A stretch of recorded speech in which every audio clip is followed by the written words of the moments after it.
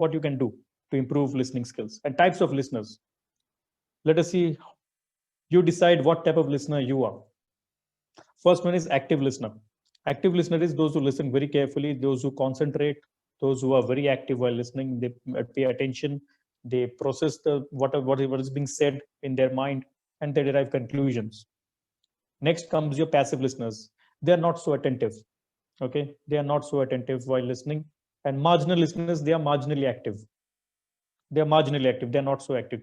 Evaluative listeners and non-listeners. Evaluative listeners means they just listen to pass judgments.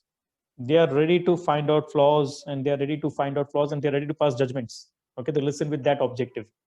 Normally reporters do that. Journalists, reporters, they do that.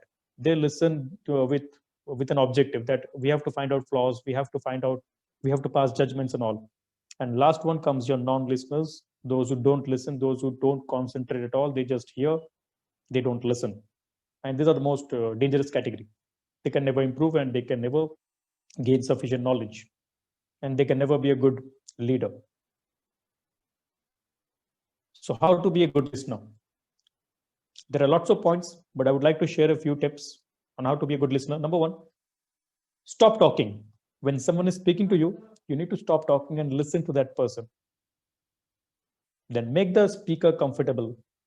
Okay, when you're having conversation, make the speaker comfortable. That speaker should feel comfortable that you are going to listen to him.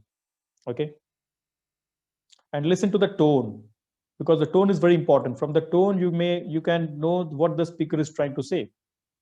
Many a times you don't understand the language, but from the tone of the voice you can know that whether that person is conveying a positive message or a negative one.